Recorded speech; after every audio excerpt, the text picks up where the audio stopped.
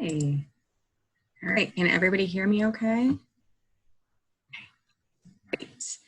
All right. So welcome everybody to our virtual Lunch and Learn, the alphabetic soup of ADHD versus FASD. Does diagnosis matter with Dr. Susan Rich? I really appreciate everybody coming. The event is expected to end at 1 p.m., but if we carry in a little bit longer with Q&A, we'll see how we have to adjust. My name is Olga Maripol. I'm the Director of Outreach for Fusion Academy, the Rockville and Columbia campuses, which are located in Maryland. And for those who are not familiar with Fusion Academy, we are a private school, 6th through 12th grade, that specializes in one-to-one academics. We are also fairly famous for our homework cafe, allowing students to have space during their school day to get homework done, but also socially interact with their peers. And during COVID, we are continuing one-on-one, and some of our campuses are doing a mix of all virtual, a hybrid model where students are on campus 2 days a week, home 3 days a week, or even all fully on campus, depending on the campus located in our area. If you have any questions about our school or model, our full-time schooling, part-time schooling, even tutoring options, please feel free to reach out to me. You guys should all have my email address, but I'll be following up after this event too. So make sure you look out for my email and my phone number. All right, so a little bit of housekeeping before we get started. Please rename yourself. Everybody has a name. Right now it looks like the bottom of your screen. Rename yourself to be your first and last name, just so I can know who you are. We know how to address you during the Q&A portion. I can also just take attendance of those who have attended. Thank you for attending and follow up with you. As mentioned before, everybody is muted for the presentation portion, but I will unmute you during the Q&A if you have a question to ask.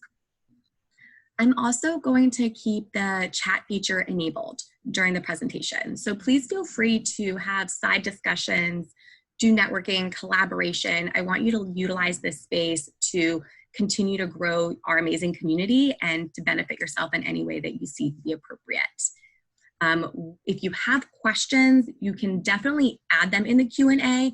I will track them until the end of the presentation for the Q&A portion, but questions will not be answered by Dr. Rich or myself throughout the presentation, only at the end. Again, there will be a Q&A at the end, so make sure you stick around for that. When you do come up to the Q&A portion, please make sure to keep in mind when you ask questions, keep them broad, not specific, case specific or child specific. We just want to make sure that we are valuing everybody's privacy. And as I mentioned as well, we are recording, so I'm going to try not to embarrass myself because this is going to be out there forever. You will receive the recording at the end of this. You can rewatch this. That way you can use it as a resource. And Dr. Rich will also be providing parent workshops in the future, so you will be able to get those dates and times for that. All right. Now, about Dr. Susan Rich, who is our presenter. Dr. Susan Rich is a practicing child, adolescent, and adult psychiatrist located in Potomac, Maryland, who specializes in neurodevelopmental disorders. She has a private practice and a therapeutic farm that is continuing to develop.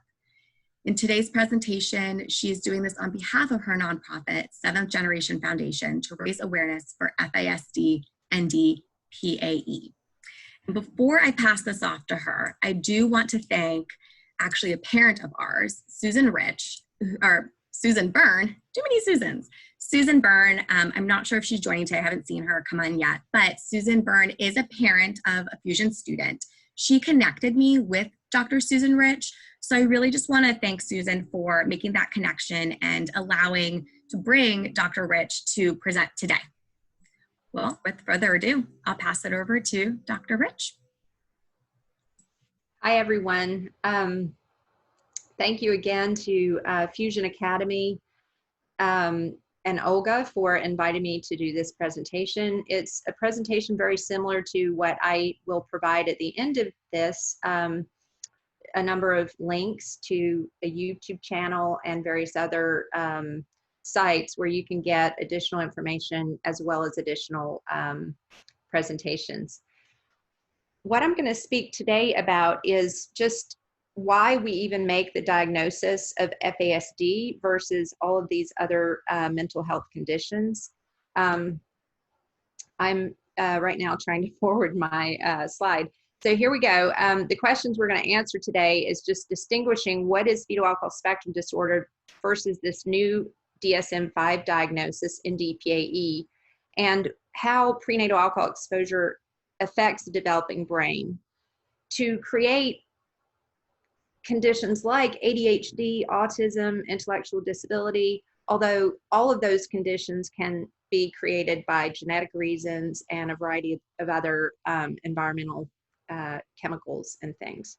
The main reason for discussing diagnosis is how does it affect treatment? How does it affect a patient's prognosis? Or even in the future, how do we begin preventing this problem? And really from a policy perspective, I think we need to stop throwing the babies in the, the bathwater, so to speak, of prenatal alcohol exposure and really getting into the communities with prevention efforts. But in the meantime, there are many, many children affected, and how do we best meet their needs versus all of these other diagnoses that they're being given? The outline of what we're going to talk about, I'm going to go into a little bit of detail about why it is that I am on this journey of sharing knowledge about this condition, as well as some of the epidemiology, the neuroteratology, that means how these birth defects happen, the birth defects of the brain called functional birth defects, and what are the diagnostic criteria in DSM-5.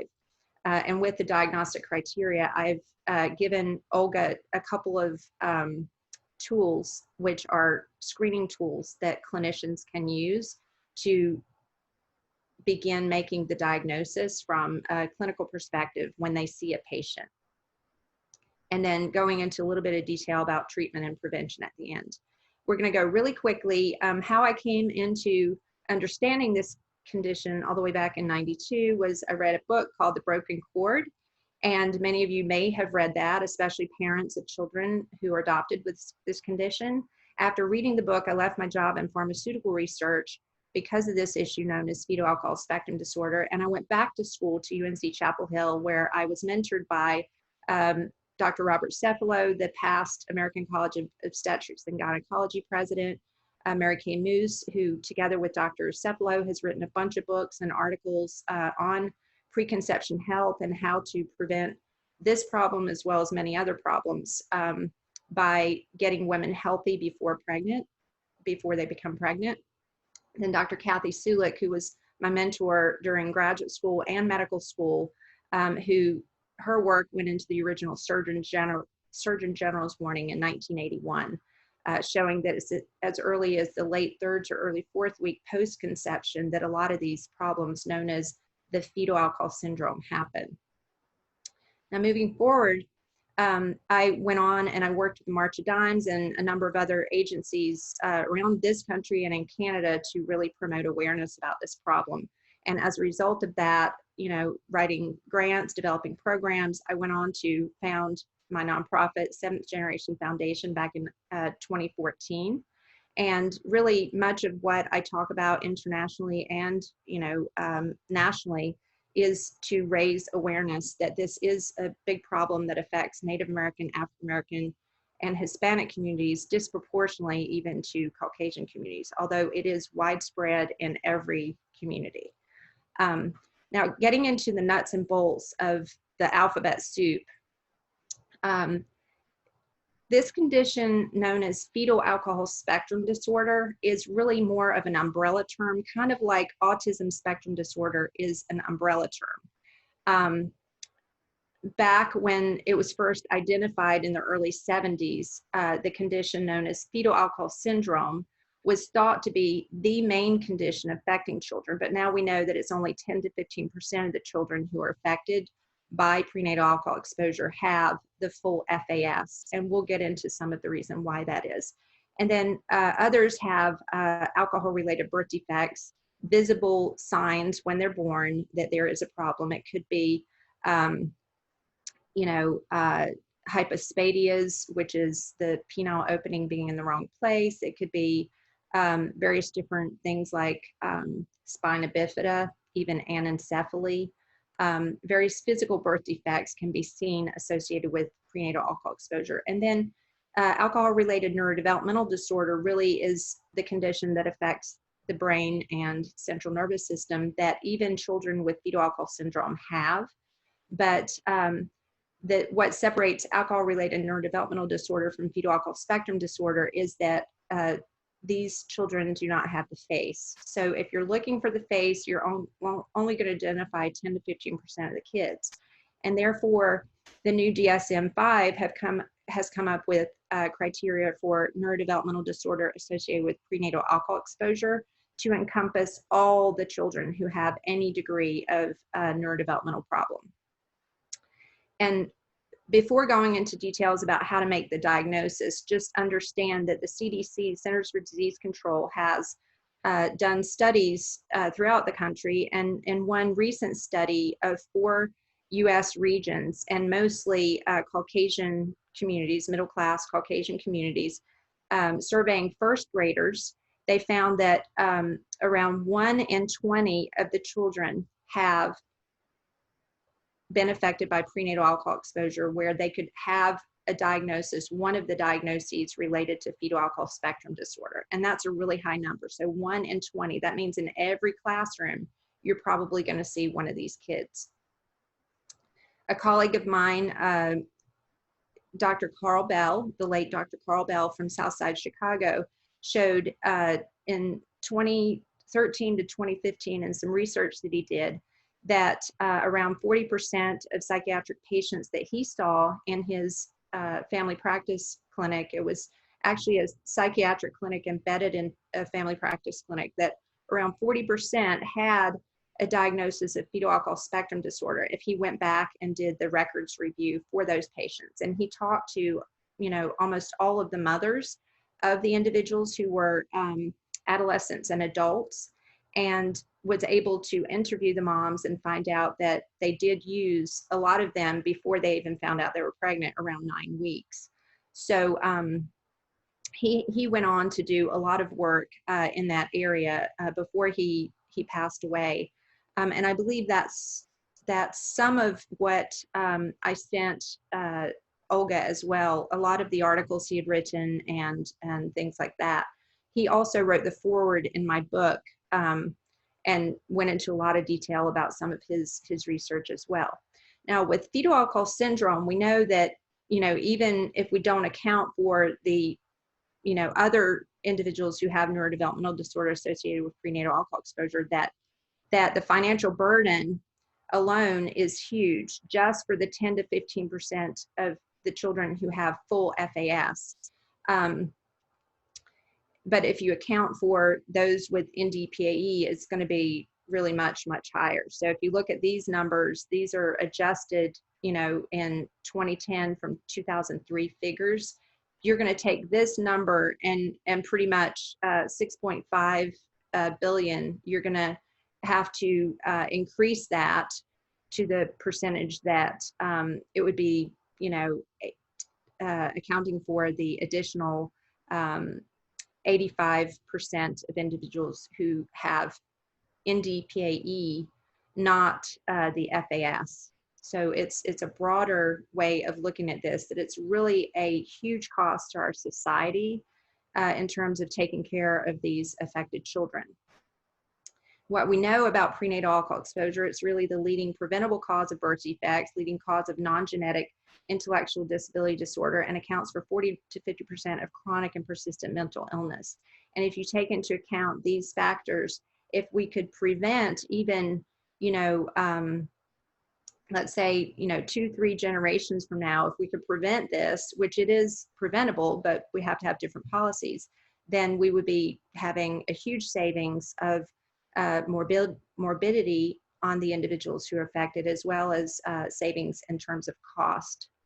Now, if you look at the population of children who are in foster care or adopted, Dr. Ira Chasnoff, also out in Chicago, Illinois, did some studies with Health and Human Service and found that around 86.5% of the youth with fetal alcohol spectrum disorder within the foster care and adopted population had never previously been diagnosed or were misdiagnosed. So he looked across the board at children who were being referred to his clinic who were coming from foster care or adopted.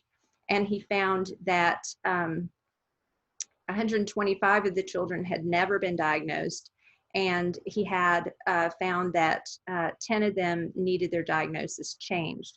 So what he was aiming for is to help clinicians understand that if you see an individual who is in foster care or adopted, you need to look at this as one of the items on the differential diagnosis for consideration, and not just rule it out or not even consider it, that this really needs to be taken into account.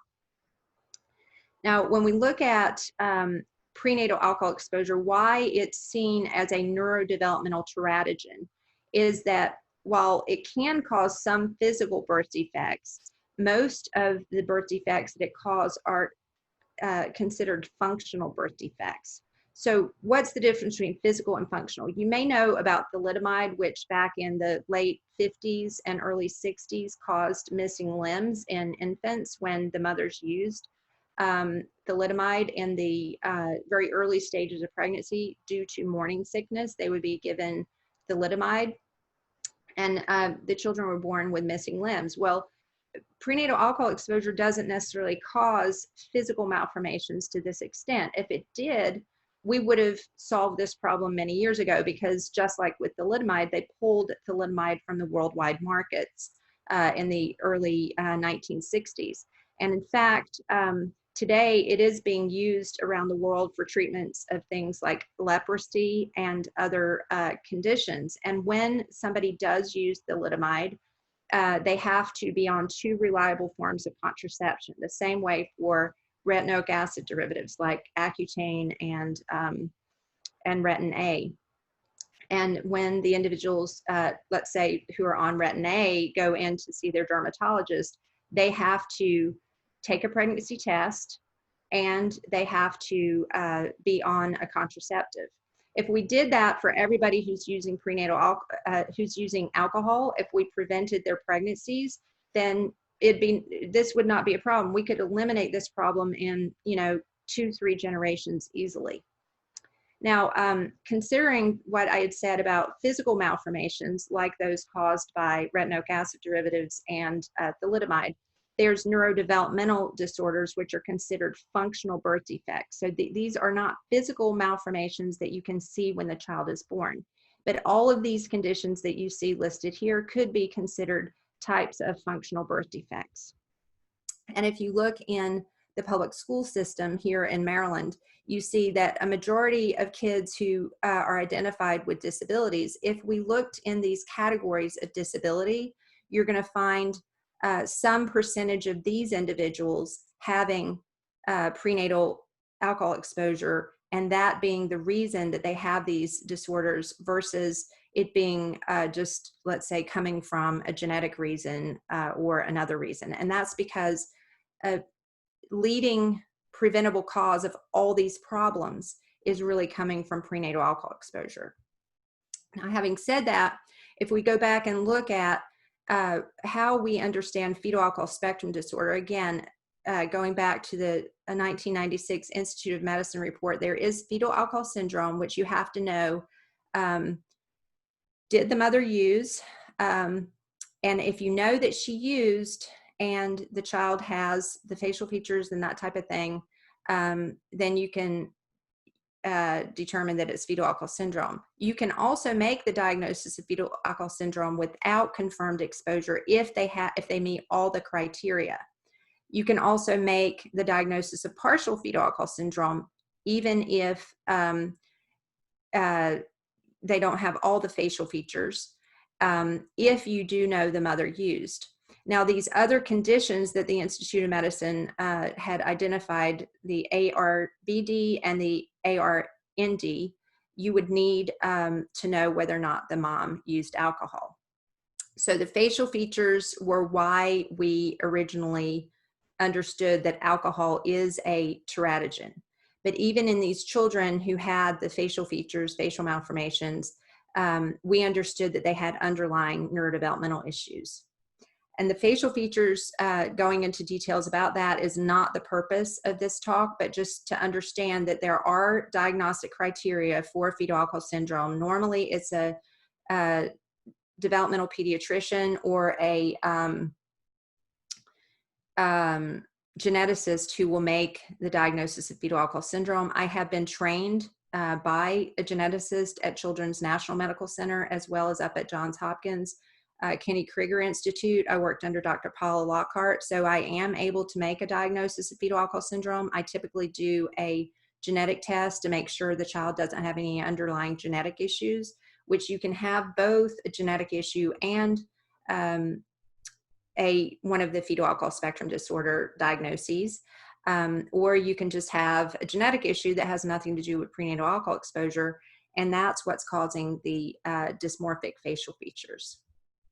So originally, why we didn't really realize that alcohol was a neurodevelopmental teratogen or even a teratogen at all is a lot of the children who presented, over the years before this became widely known, and even since, they present to their pediatrician, and many people mistakenly think they have a condition like Down syndrome or Prader-Willi, or maybe they appear a little bit odd and dysmorphic, but the pediatrician can't really pick up on what is the underlying reason that they have these dysmorphic features. And a lot of pediatricians are not at all trained in dysmorphology, so they never even know to check for this. So even though parents get very frustrated, even for children who have all of the symptoms of fetal alcohol syndrome, not enough pediatricians are being trained in this. And you can direct your pediatricians to the American Academy of Pediatrics website. They do have a full page on and a whole toolkit for clinicians to be able to understand this. Unfortunately, many pediatric offices have started to employ nurse practitioners and physician assistants, and those people will be even less trained in how to identify this. So you have to just keep plugging away and keep educating. And unfortunately, a lot of parents have had to become advocates for this issue and really speak out publicly about the need to have more services and diagnostic programs.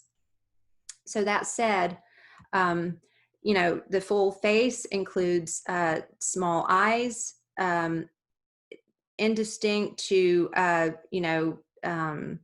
diminished philtrum, thin upper lip. A lot of the noses are short and upturned, although that's not one of the three characteristics. The three characteristics are small, wide-set eyes, and then the lip philtrum grade between 4 to 5 to 5 out of 5. You also can see the ears a little bit lower and sometimes tilted back. The children present very often early on in development with very strong facial features of the prenatal alcohol exposure, and as they get older, these facial features diminish. But I do often see children who, if you measure the distance between their eyes, you should get only one eye distance. If you measure this point to point, it should be exactly same as this point to this point. And can you see how this is wide set eyes and they're small? And then this lip philtrum grade here would be considered about a 4 of 5 out of 5. And this upper lip, do you see how much smaller it is than the lower lip? And you want to see the face as, directly like from the front. Oftentimes I ask parents to bring in the pictures of the babies when they're little, because it's a lot easier to see the facial features. And this is another child. And in this child, you can also see where the tip of his nose looks like it's foreshortened or like kind of a little bite taken out of it. And again, it's because it's a midline defect. Now, when looking at this issue, we often will say, does the face really matter? Well, it does matter for the fetal alcohol syndrome diagnosis, but it does not matter for the ND-PAE diagnosis. And remember, if you have fetal alcohol syndrome in a child, you can make the diagnosis of fetal alcohol syndrome even without knowing whether the birth mom used, because the diagnostic criteria are pathognomonic. If they have fetal alcohol syndrome, they really by definition also have ND-PAE if they meet those criteria. And you don't need to know if the mother drank if they have the full fetal alcohol syndrome. Now that said, moving forward, and for some reason, sometimes my my computer freezes. Okay, here we go. Why would we make the diagnosis? Well, a lot of studies have shown over the years since 1972 with the original paper on this topic that it's a better outcome for the child if you make a diagnosis. And actually they found that early fetal alcohol syndrome diagnosis makes a difference because a lot of the kids are able to be either integrated into the community or cocooned from a very harsh worldview. And there's more tolerance for their behaviors, they're more understanding, and they're able to get the systems put in place in the school system. As well as the parent becomes an advocate for their child, so they do grieve the loss, but they don't then later feel guilty about having incorrectly punished the child for something that they can't do versus won't do. And there's a really good resource for parents called, it's written by Diane Malbin, Trying Differently Rather Than Harder. And that has become kind of a Bible for most parents in understanding this condition because it's written by a woman who's a master's of social work who herself has 2 biological children with this condition. Again, another reason for diagnosing this condition is that you will get different medication responses. I've often seen children in my practice who somebody else has put on, 8 to 10 different medicines. And they're going to have different medication responses. Therefore, just like a child who has brain injury, you need to start low and go slow with the medications, and don't just treat symptoms that are caused by another medication with a different medicine and keep on adding the medicines. You need to be really careful, just like with a child who has a traumatic brain injury. We need to also appreciate that many of these children have underlying seizure issues, and that some of the medications can cause worsening of those problems. Many of the children also have medical issues that would be contraindications to using certain of our medications.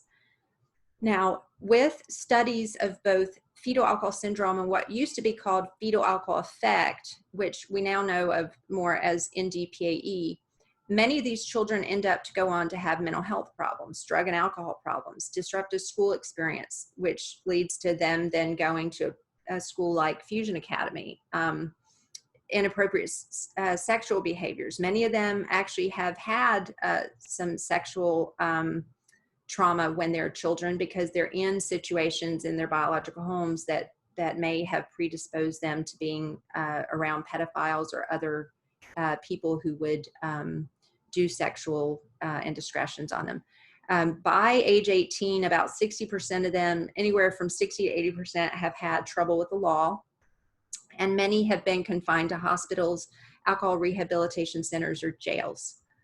Now, why is it that so many of these kids have mental health problems? Well, that's because prenatal alcohol exposure is the first hit to neurodevelopment, and adverse childhood experiences or trauma in childhood is the second hit to neurodevelopment. And the third hit is alcohol, tobacco, other drug abuse during their adolescent years, which also can harm the continued brain development. And remember that adolescence is a time when we're doing a lot of pruning and a lot of kind of making the brain more efficient. And when you interfere with that process with alcohol, tobacco, other drugs, which these kids are prone to, you then end up with even more brain damage. So that, having said that, if you look at this from a little bit different point of view, prenatal alcohol exposure in the context of the child's neurodevelopmental disorders and any adverse childhood experiences they may have, so witnessing or experiencing abuse in particular, these 2 factors, the trauma and the neurodevelopmental problems, create a system for these kids where they're not resilient. They have school failure, poor social and academic performance. And really, in the long run, this is what leads to negative psychosocial outcomes.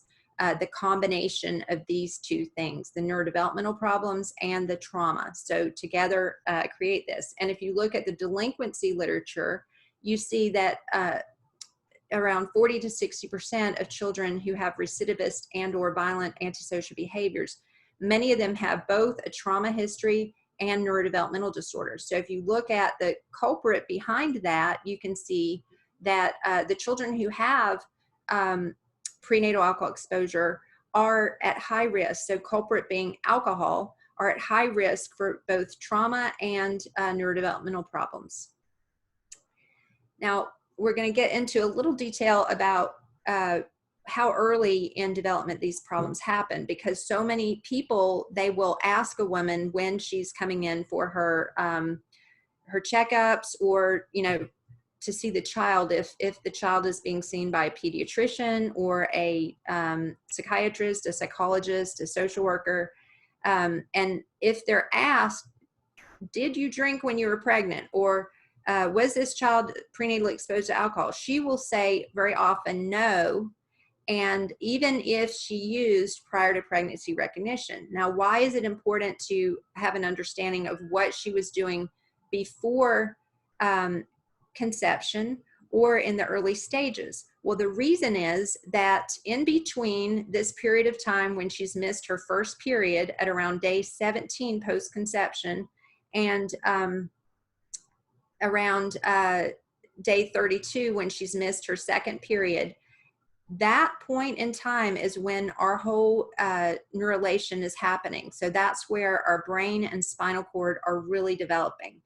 And that's when prenatal alcohol exposure has its most sort of deadly and damaging effects. Although any point in pregnancy is not a good time to be using. It just turns out that very early in pregnancy, a lot of women don't know they're pregnant, and they may be using without this knowledge. So this is at a time when the embryo itself is about the size of Roosevelt's ear on the dime. And it's a very, you know, tiny, tiny little speck inside the uterus. The woman is not going to feel that pregnancy. She may or may not have started to get morning sickness. She may or may not have realized that she's missed her period. Because remember that the neural tube closure starts to happen in this very early stage in between missing her first period and second period. And women who are using alcohol fairly frequently, their periods aren't that regular because alcohol is an estrogenic compound, and it makes the periods not be that regular. So the fact that she might have missed it, she might not even be aware that she's missed it at that point, but by the time she's missed the second one, she has. Now, that said, in these early stages of development, this is when the face is closing. So if you look at this this diagram here, the same way that the neural tube is closing in the front end, in the back end, this will become the spinal cord here. These are the somites, and it will zip up here and going down. And the face is also zipping up. So the face is around on this side, and the face will zip up. And it's why these early exposures cause facial malformations. This is a picture of Putting our energy into our villages. We're not bleeding out on the edges.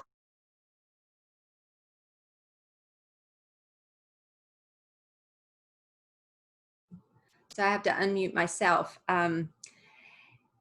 When prenatal alcohol exposure happens in the late third to early fourth week of human development, with as little as 4 to 5 drinks, you get the major malformations that we know of as the facial features of the fetal alcohol syndrome. My colleague at UNC Chapel Hill, Dr. Kathy Sulik, had dosed mice with what would be equivalent to 4 to 5 servings of alcohol.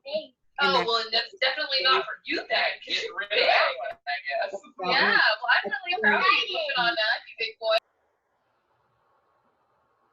Yeah, we need to get this muted so that we're not disrupted. Anyway, so early on in development, you have brain cells that can be killed by prenatal alcohol exposure, and Dr. Kathy Sulik showed that as little as 4 to 5 servings of alcohol in the late 3rd, early 4th week post-conception is enough to damage the cells in the brain, and cause midline defects of the brain. So these blue areas that she stained with Nile blue stain show areas of what's called apoptosis or cell death. But there's a whole lot of other problems that happen, not just the programmed cell death. You can also have, microdeletions. You can have migratory errors. Basically, it's the wiring of the brain not being laid down properly to make all of the different different areas of the brain. And saying that, I will show you a little bit of a diagram of how these early changes then manifest into later changes, and not saying that it's only early exposures that cause problems. So forget the fact that these early exposures cause problems. Any exposure in pregnancy can cause a problem. But early on, these changes can cause changes in the corpus callosum, which is the group of neurons that connect the central part of the brain and really connect the 2 hemispheres. You can get changes in the deeper areas of the hippocampus, the basal ganglia, really these deep areas that are considered the brainstem. You can see changes in here, so the amygdala, we're going to get into that in a minute. And looking on MRI, what the changes look like compared to a normal healthy brain of an adolescent, so 12 to 14-year-old child, you see that in this child who has had prenatal exposure, and likely this was a very early exposure, you see the corpus callosum having a little, kind of dip in it. There's missing neurons here. And the sulci and gyri of the cortex become deeper. So the grooves and pits of your cortex, which are the higher level brain functions, there's a thickening of that. And as you get, more and more effects, and not necessarily from heavier doses, because really a lot of it depends on timing, frequency, duration of exposure. What are the other factors? It could be the father used, and therefore the epigenetics has the child set up for worsening problems. But you see in this one, the prefrontal cortex looks like it's been damaged. You see almost, it's partial agenesis of the corpus callosum, which means, the corpus callosum itself is hardly even evident. You see more disorganization of the sulci and gyri of the cortex. And then in this child, they have complete agenesis of the corpus callosum. It turns out that agenesis of the corpus callosum, where you don't have this central area of neurons connecting 2 hemispheres, exists in about 6% of the population for whatever reason. 6% of people really have agenesis of the corpus callosum. But if it's a genetic reason or other reason, it could be that the child is able to work through some of that, and they grow up, and really these often are found incidentally on MRIs. Regardless of prenatal alcohol exposure, you can have agenesis of the corpus callosum. But for the children who have prenatal alcohol exposure and agenesis of corpus callosum, you're going to see even worsening effects to their adaptive functions and other abilities.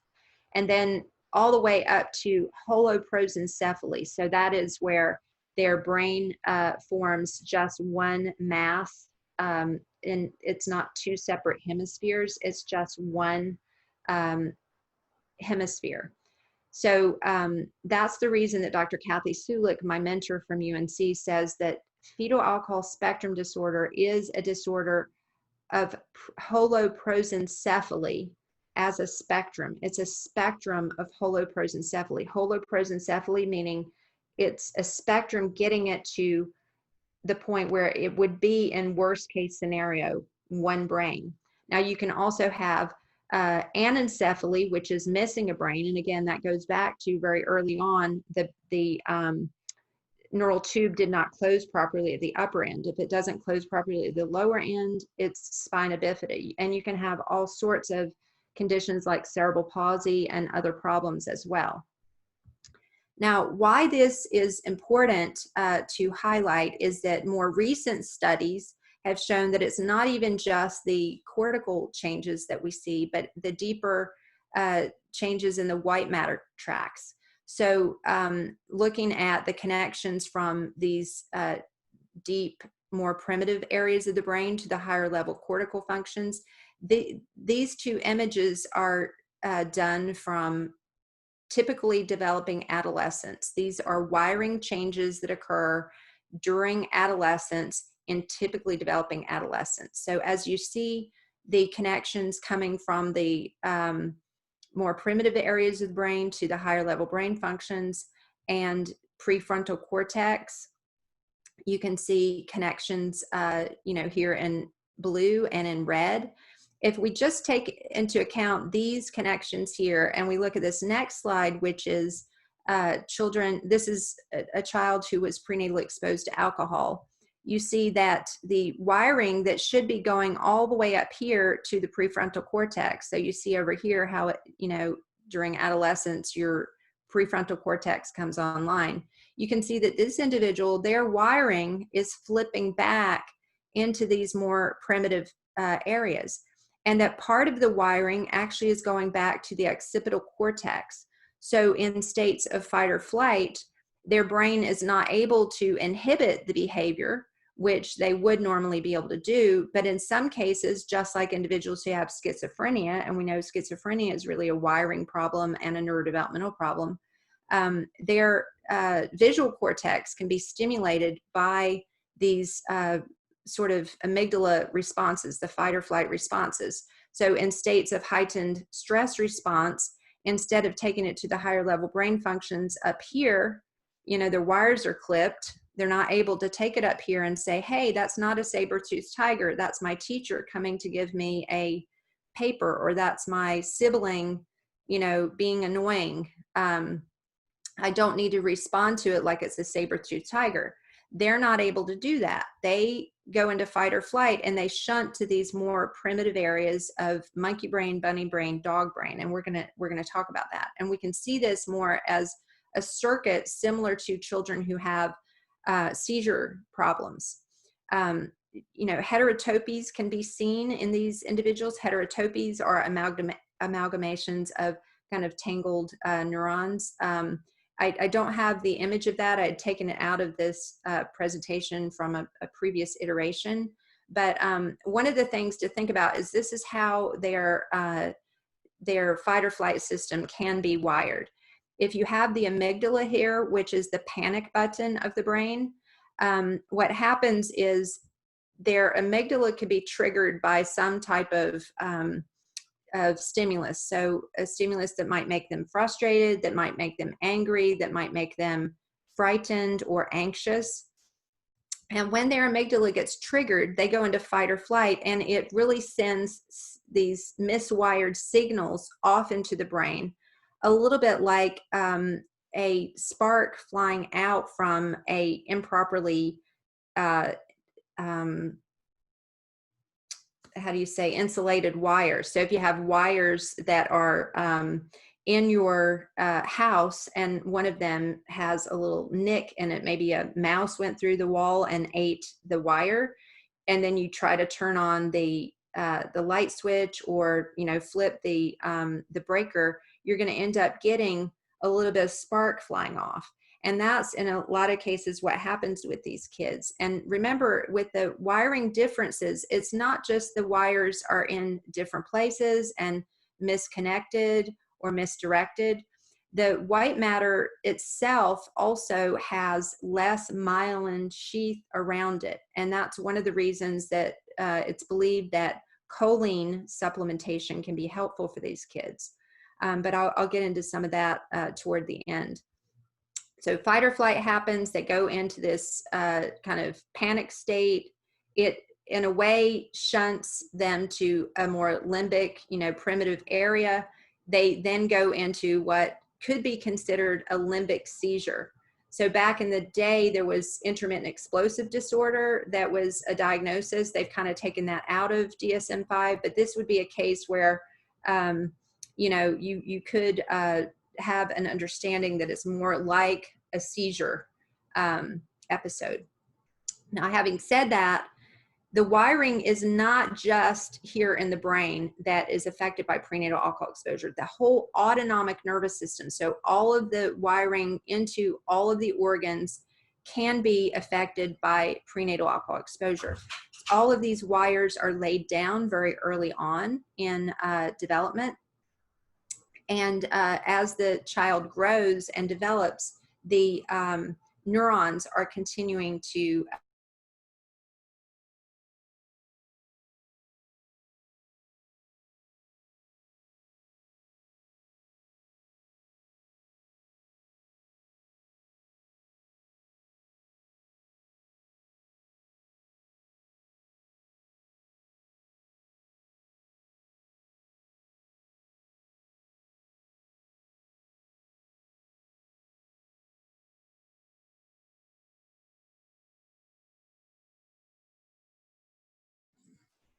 Did anybody else just lose Dr. Rich, or is it just me?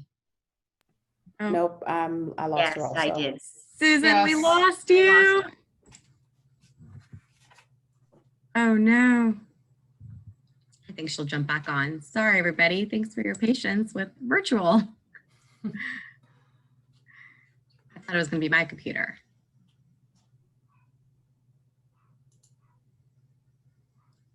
While we give Susan some time to jump back on, go ahead and post any questions that you have in the chat feature. I have a list that's running of questions, so I'll go ahead and ask them in the order they're asked.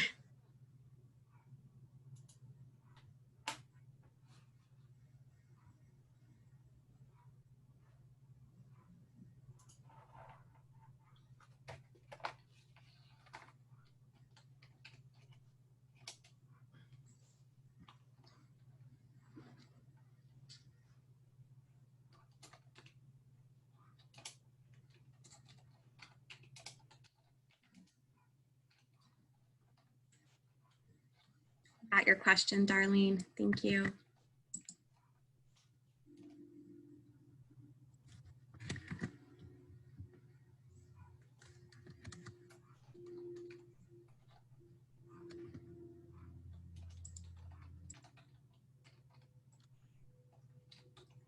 Received your question too, Alicia.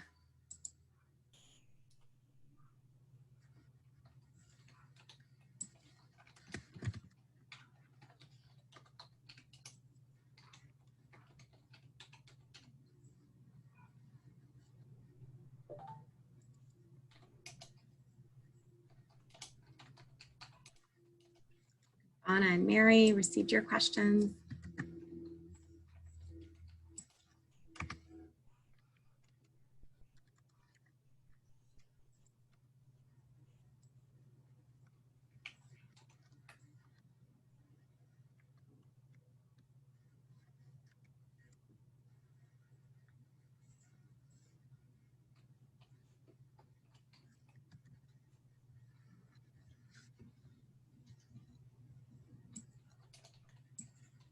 I'm going to go ahead and give Dr. Rich a call too, just to see if everything's okay on her end.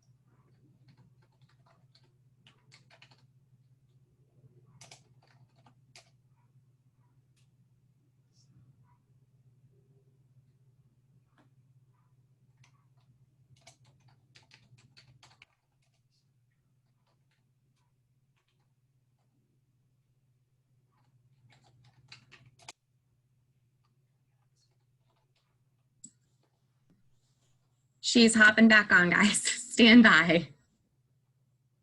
Thank you for all of your patience. Teresa, I received your question too. We're going to zoom right through the Q&A portion.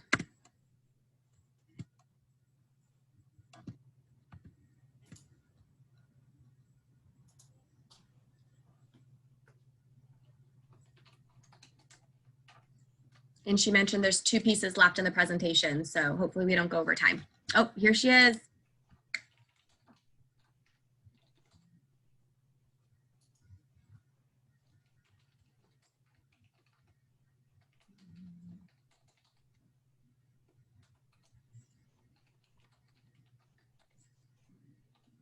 Susan, you are there. Can you hear me? Yes. Okay, perfect. Okay. I do apologize. I'm going to share my screen.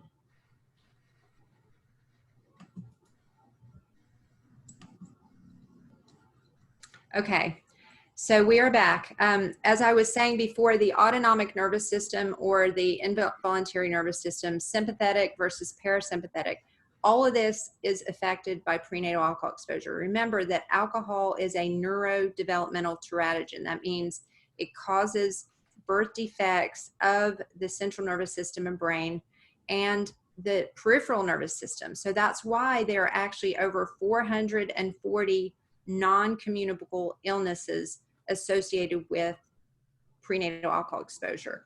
You know, many of these people have conditions ranging from fibromyalgia, chronic fatigue, various different, am I not sharing my screen? Hang on just a second. Olga just told me to share my screen.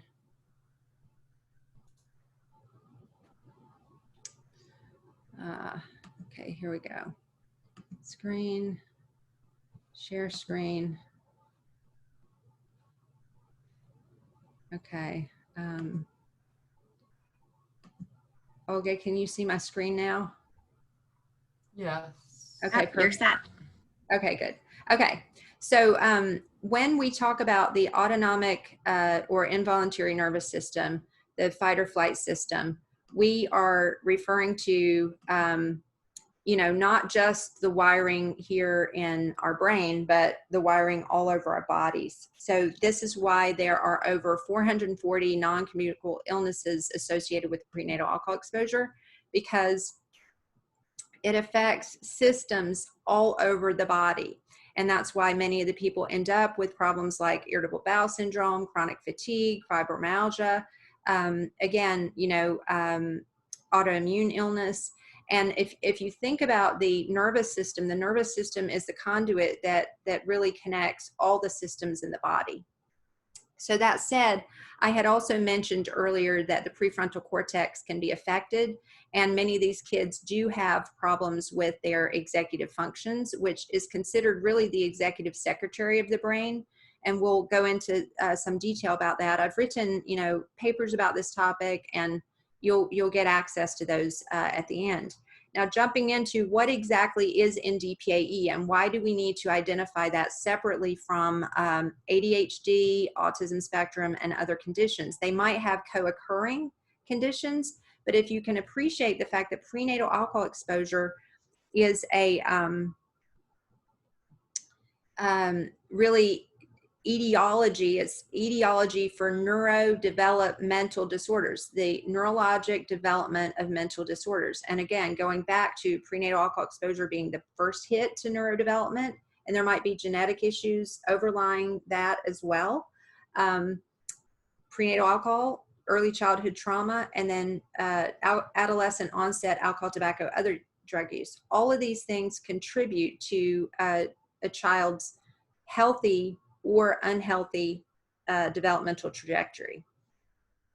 And in DSM-5, we can find on page 86 the condition listed as ND-PAE or neurodevelopmental disorder associated with prenatal alcohol exposure under specified other neurodevelopmental disorders. And with that, in the front of the book, it's just discussed as being characterized by a range of developmental disabilities following in utero alcohol exposure. Now, it turns out if you know the child was exposed, you can, even in their early developmental years, so ages 0 to 3, you can make a diagnosis of ND-PAE if you know the child was prenatally exposed to alcohol. And there are plenty of these kids that are being taken away from the biological moms from birth. And these children are now put into foster care and in adoptive situations. The parents aren't accurately being told what the situation is. And we need more education of parents so that they are not inadvertently re-traumatizing or traumatizing the child by expecting them to do something that they cannot do, or having high levels of expectations on them. Now, saying that, in the back of DSM-5, there is the condition listed as neurobehavioral disorder associated with prenatal alcohol exposure. These are exactly the same conditions, but the diagnostic criteria are listed in the back. Now, this came out in 2013. And since then, we've gone back and we've had the American Psychiatric Association's DSM committee clarify that both these diagnoses are the same thing. And the criteria being in the back, I'm going to be giving, I have given to Olga the screening tools that I use. These are also discussed and described in my book. But you do have to know that there's minimal exposure to alcohol during gestation.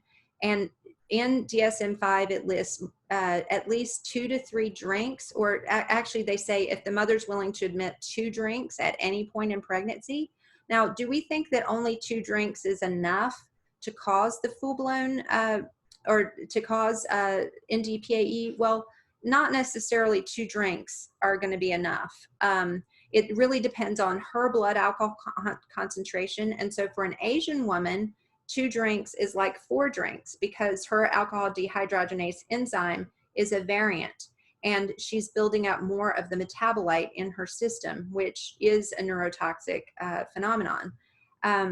So certain populations are going to have a higher risk with even a lower exposure. If the father drinks, his sperm DNA are methylated, and that puts the mother at higher risk for any use that she has.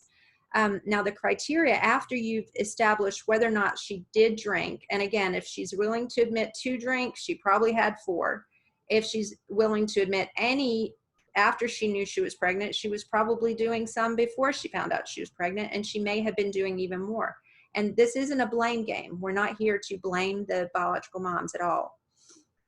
But having said that, once you know whether or not there was any use, if they have impaired neurocognitive functioning, they can meet that criteria with one of these 5. They don't have to have global intellectual performance at or below 70. And in fact, with the new DSM criteria, it's really at or below 75. 75 is considered, in the IDD category. They do not have to have intellectual disability disorder, though. If they have executive functioning problems, learning disabilities, memory impairment, visual spatial reasoning problems, any of these 5 would qualify for the neurocognitive functioning issue.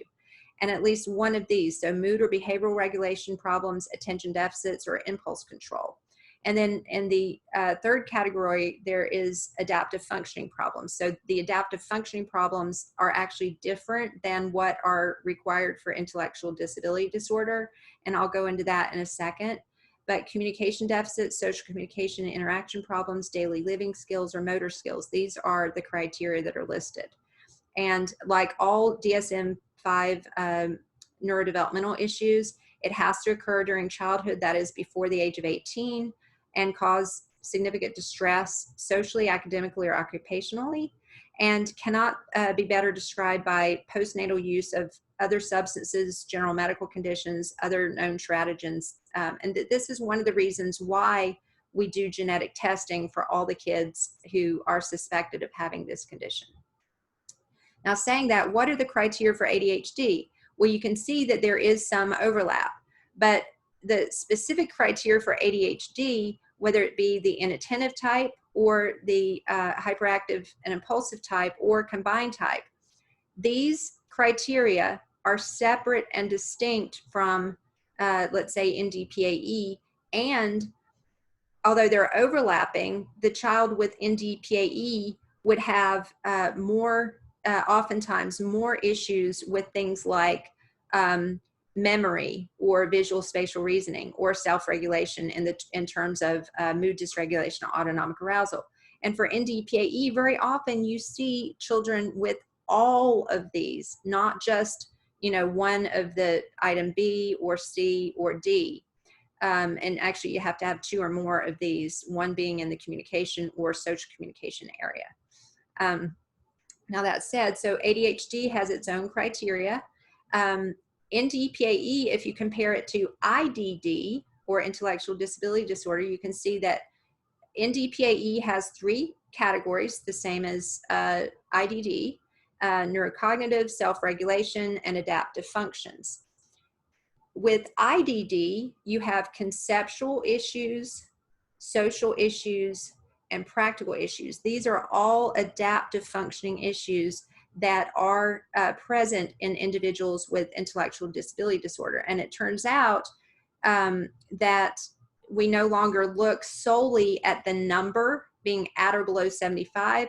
The child having conceptual, social, or practical deficits whose number may be above 75 when it comes to full-scale IQ can still get a diagnosis of a developmental disability if you can prove they have developmental onset of a mental condition that is not considered a mental illness.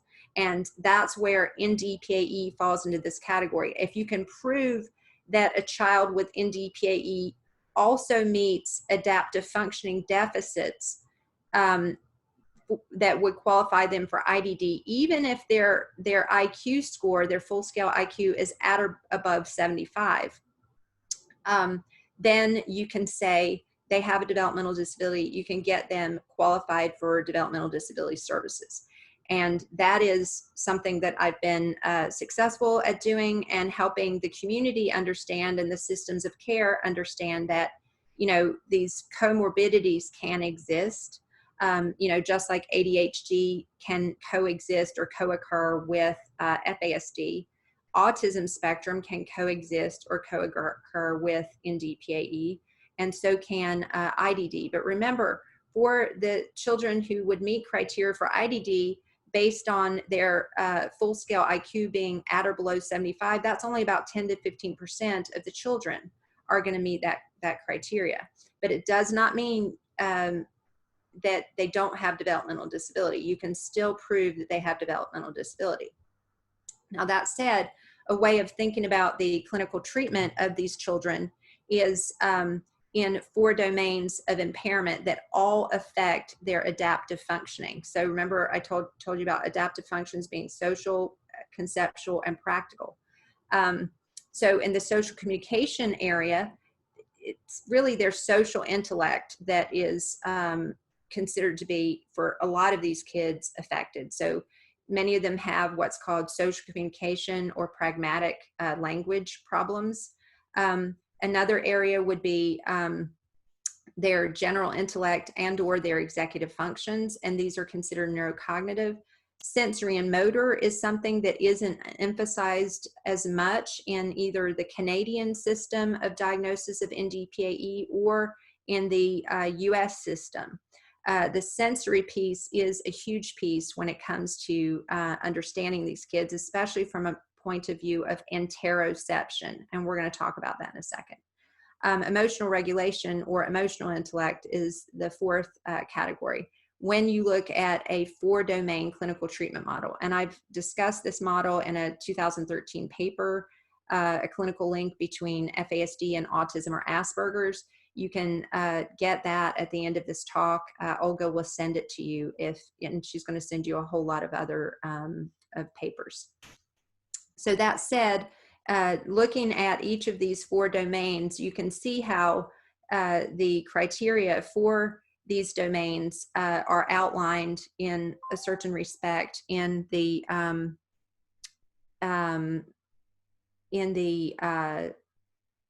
clinical model presented in the ND-PAE diagnosis. And all of these affect adaptive functions. Now, saying that, our 7 senses, you know about the 5, but there's also proprioception and there's interoception.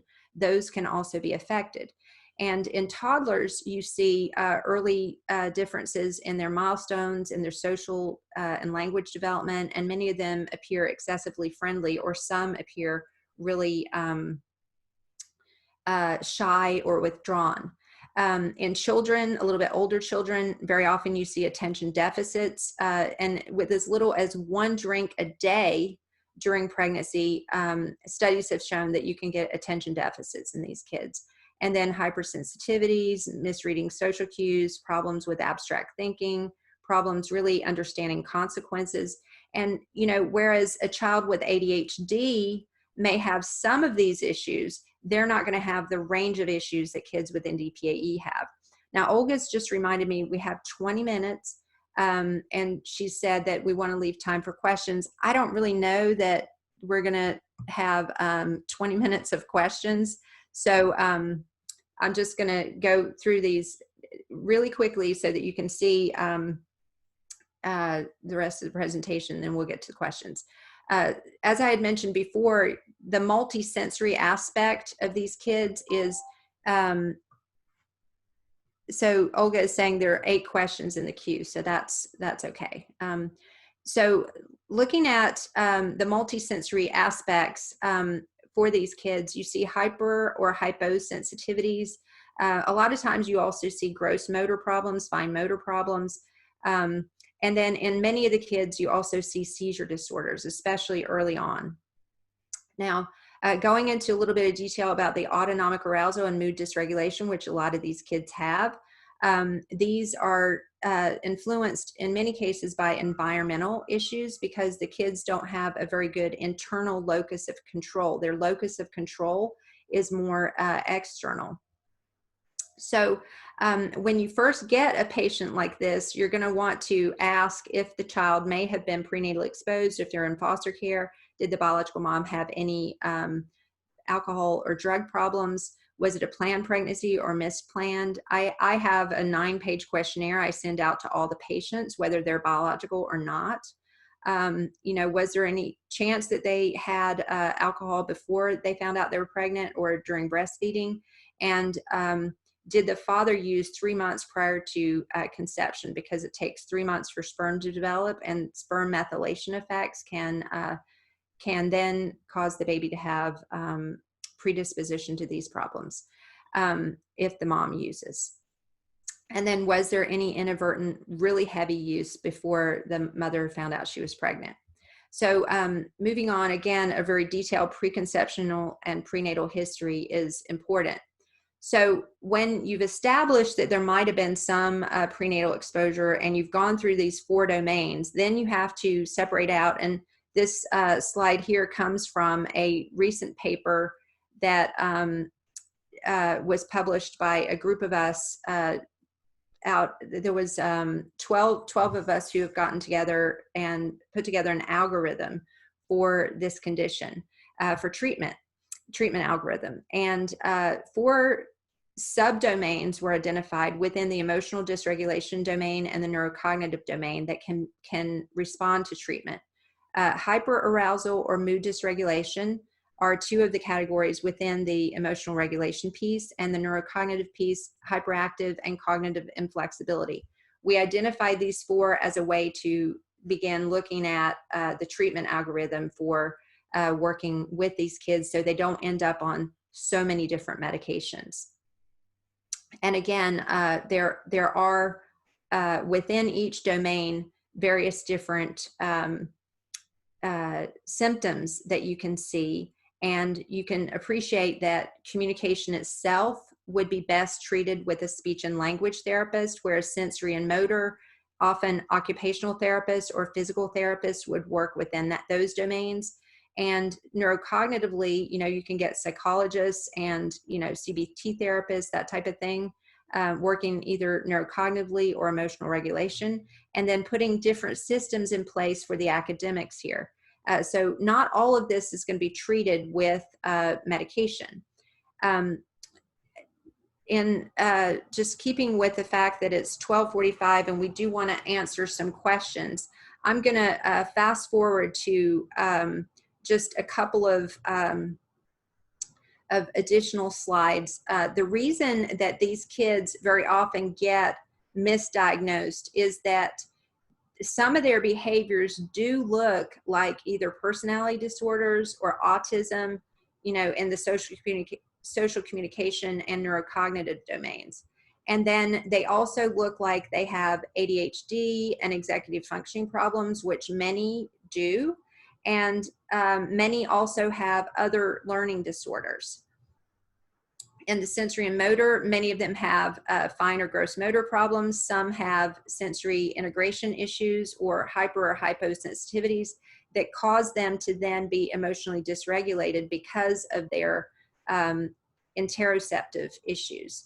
And then in the emotional regulation piece, you can consider this more like having a faulty thermostat or rheostat in your brain, so that the intensity of the outbursts and the kind of temperature, the emotional temperature of their brain is not very well regulated.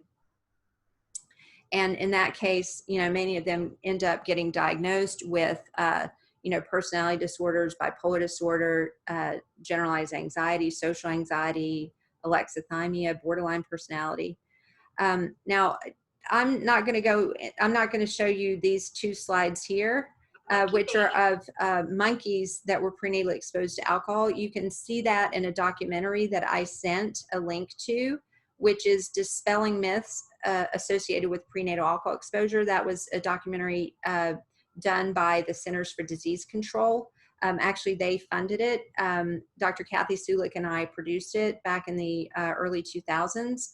And it's available on a YouTube link that Olga will send you. So the last thing that I'm going to say about any of this that hardly anybody is touching on for these individuals is really the interoceptive deficits that these individuals have. And interoception itself is all of the signaling that you're getting from the rest of your body that comes up to your brain. And when you go into fight or flight, basically your sympathetic nervous system shuts off the inputs coming from your body. And, you know, since these kids live in fight or flight a lot of the time, they need emotional cocooning to keep them calmer and not going into these outbursts, so that they can integrate the senses coming from their body up to their brain. They can more easily sort of integrate that. Now that said, with the cocooning that's required to help these kids shut out the inputs that they're getting, these shocks to their central nervous system, we need to think very carefully about what to do in their environment, the same way that people help kids who have autism spectrum disorder, understanding that it's more about environmental change than it is changing the individual. So instead of looking at them as they won't do certain things, we look at it as they can't do it. And therefore we have to change and accommodate the environment. And that's why a program, although it's, you know, it's a pricey, you know, solution, but a program like Fusion Academy is so helpful for these kids, because it does provide that nurturing, cocooning environment where it's low stress. Montessori schools are a very similar model. Schools that parents have developed doing homeschooling, and a lot of families live on farms and do homeschooling, and that's a very calm environment. It gives that cocoon for these children. So that said, medications can be helpful as well. So in the neurocognitive domain, medications like Cat-B, clonidine, 10X, Focalin, we want to stay away from ones like Wellbutrin, which can lower the seizure threshold. Some of the medications like SSRIs go through the liver, and you know, these kids' liver can be impacted. Their CYP450 enzymes can be impacted, but giving them more the seizure, anti-seizure medicines like Lamictal and Neurontin as mood stabilizers versus, you know, just keep on putting the antipsychotics on board, which don't necessarily help and are going to cause a lot of other systemic problems. That's, you know, a better way of looking at it. And these approaches we've identified and listed in the algorithm that has been put together by the committee I told you about, and you'll get a copy of that paper. So that said, I'm going to just leave this slide up and we can have some discussion. You know, these kids need wraparound cocooning. They need the people around them to be aware that they have neurodevelopmental conditions. They need to have an understanding of both their interests and abilities, as well as realistic expectations and acceptance of their challenges. And while they're babies and children developing, parents being attuned to them and really aware, self-aware of the parent's own trauma histories and the parent's own, you know, maladaptive behaviors in the face of the child going into one of their rage. That's really important. Helping the child with adaptive functioning programs so that it's a little bit like working with an ABA therapist from an early stage. ABA therapy can be helpful if modified to help understand that they have trauma. Many of them have trauma histories or at risk of trauma. And then allowing opportunities as they continue to develop for meaning and purpose in their lives. So we're not going to solve all of their problems, but if we can integrate them in the community with a community that's very supportive and giving them opportunities to have vocational skills developed, their social skills developed, really continuing to nurture and develop their relationships within the family and within the community, they will do a whole lot better than not recognizing that they have the neurodevelopmental issues and assuming that they can do certain things, but they just won't do them. So shifting our own paradigms to accept them and be more tolerant and forgiving, and us as, you know, caregivers, parents, you know, advocates, doctors, being more tolerant of some of their dysregulation and understanding that this is not necessarily under their control. So with that said, Olga, why don't you, you unmute yourself and you can kind of ask some of the questions and I'll go ahead and answer. Great. Thank you, Dr. Rich. Really appreciate it. Wonderful, wonderful presentation with so much information. And I think some of the questions asked have been answered, but I'm going to briefly go through them. The first question was from Colleen Francis, and she asked, does this come with heavy drinking? Culturally, some women think that it's okay to drink wine. She knows an Eastern European who boasts about drinking wine during her pregnancy. While she does not think this behavior is responsible, her friend thought it was okay. What is your feedback on that? So it turns out that you're exactly right. We've had alcohol used in pregnancy since the Vikings. The Vikings raped, pillaged, and burned all over northern Europe and probably half of North America. Women drank with the men and the children drank. And in fact, even the colonists who came to this country, a lot of the ships that came over here from England had beer on them and, you know, wine, because the water would go, you know, sour on the way here, and they had only salt water to drink otherwise.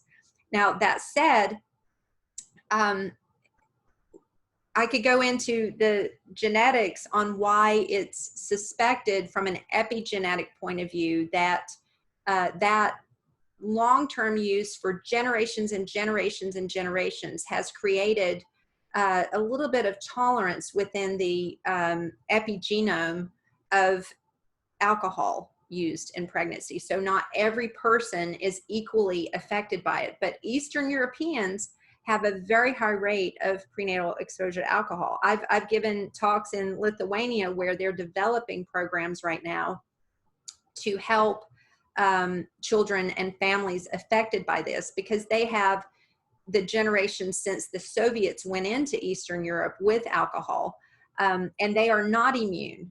And for anybody, the big problem is the alcohol industry has a very powerful lobby, and it is now selling these sexy drinks that you can buy, you know, even you can get it delivered, you know, Uber Eats or whatever will deliver, you know, alcohol to your home. Even amidst this pandemic, we're really dealing with misinformation more than accurate information. If you look at the Centers for Disease Control, if you look at National Institutes on Alcohol Abuse and Alcoholism, National Organization on Fetal Alcohol Syndrome, I've given you the links to all of those. You can decide for yourself. The safest choice is no alcohol prior to conception and during pregnancy, as well as during breastfeeding. There is no evidence to show that alcohol benefits anybody. And in fact, there's a lot of evidence to show even as little as 1 drink a day can be a problem. Now, who's to say for that one woman that 1 drink here or there is going to cause any problems? The problem is we don't know for that woman what her genetics are, what her predisposition is, and for her fetus, what are the factors that may affect it as well. Great, thank you. Next question from Darlene. How do we evaluate for limbic seizures? Well, it's a very good question. So it's, when I say limbic seizures, it's this rage episode that the child goes into where they, and it's taking a very thorough history, but where the child has emotional dysregulation to the point that they are angry and they like this to the parent. That is the same cadence and rhythm and frequency of intensity that a fainting goat has that goes into a myoclonic seizure. They fall over and they freeze. Then that's called a myoclonic seizure. When they go into fight or flight, they fall over and they tense up. They scream. I have a fainting goat. A dog that is traumatized. We have a tiny little dog. Same thing, runs behind a couch or something when it gets stimulated and over aroused, just gets anxious, and she, screams out in that same way. But you can watch these children in their state of hyper arousal or fight or flight, and they are so angry and they tense up, and then very often the parents describe it as going up to their room, they calm down, they lay down, they take a nap, they come back and they say, "Hi, Mom, what's for dinner?" Now, meanwhile, Mom is traumatized herself and she can't even think straight because she's been sworn at and called every name in the book and, really in this state of fight or flight intensity that the child has really shunted to this more primitive state. The child doesn't remember what's happened. And then if you do jog their memory and they remember, they're very shamed by it. And very often the parents will say, "Why did you do that? You need to stop doing that. You made me feel terrible. You said all those nasty names to me." Well, then that further degrades the parent-child relationship. And I'm not saying for the parent to tolerate it, but I'm saying, even children who have autism, they do have the tendency to have these outbursts and these rages. But the difference is, just like with a child who has Fragile X or another genetic disorder, the parent is not blaming and shaming the child. The parent is trying to get the right resources in place, putting ABA therapists in place, getting the autism waiver so they have access to all these other resources and respite care for themselves. So by no means am I saying you can make a diagnosis of a limbic seizure. What I'm saying is this condition, this phenomenon that they go into is more like a seizure phenomenon because of, the state of awareness they have when they go into it, and when they come out of it, a lot of times they don't really remember what's happened. So, doing a thorough history and listening to the parents who are giving the history. Very often psychiatrists, unfortunately, will meet with a child for maybe 10 minutes and they don't have the time because they're not given the resources from the insurance companies and, the healthcare agencies to actually spend the time to find out about these underlying other conditions. Send the child for a neurology consult, send the child to see a geneticist, send the child for all of these other service providers that they do need. And one of my slides does go into that in a little bit of detail. I don't know. Yes, it's this one right here. So, you know, it's not just a child psychiatrist or a therapist that they should be seeing. It's all of these other ancillary providers should be part of the treatment team.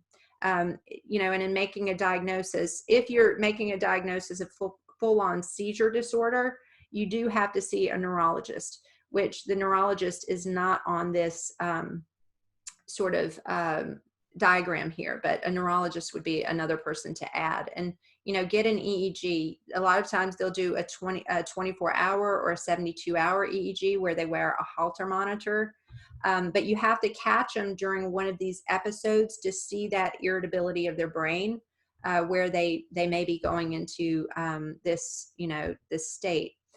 Mood stabilizers like Lamictal, like Neurontin, for some of them, Topamax, can be helpful. One of my colleagues in Ireland, Kieran O'Malley, suggests Trileptal or Tegretol. But in our algorithm, we do discuss the use of Lamictal and Neurontin. And again, all of these, you know, any medication used to treat this condition is considered off-label because there are no clinical trials on anything for FASD or ND-PAE other than, you know, choline and some supplements people have done some studies on. And there have been published papers on other treatments, but no full-on clinical trials. And that's because the pharmaceutical companies don't have any reason to do, you know, research on this condition. Nobody's bringing that to the forefront of their attention. And even though it affects 1 in 20 individuals, not a lot of psychiatrists are making the diagnosis. Anybody, any other questions, Olga? We have 6 others, but we are at time. I want to respect everybody else's time. So if that's okay, I will email you the questions. Maybe you can jot a short answer down and I can include the answers to the questions with the recording. That sounds fine. I mean, I don't know how much detail I can go into. Again, I've provided a whole ton of other resources that you can send them at the end. And I'm not a, you know, I'm not able to provide clinical advice in these formats. It's just, you know, for educational purposes. I do have a book that you can get a copy of, which is The Silent Epidemic, A Child Psychiatrist's Journey Beyond Death Row. And I do go into details about this. And there's been a ton written by many, many other people about this condition that I've given you some resources from CDC to NIAAA and NOFAS that you can look up. So, you know, feel free to do that. But thank you so much, everyone. And, you know, Olga, again, thank you to you and to Fusion Academy for allowing me and Seventh Generation Foundation to raise awareness about this very poorly understood and misdiagnosed condition. Thanks so much. Absolutely. Thank you so much, everyone, for attending. Again, please be on the lookout for an email with follow-up notes, the recording, and our next virtual Lunch and Learn will be end of September. The topic is anxiety and perfectionism with Ajita Robinson. So hopefully you guys can make it. Emails will start going out with RSVP invite links next week. Have a wonderful rest of your day, everybody, and a beautiful weekend. Stay well. Thank you. Bye-bye. Bye. Thank you.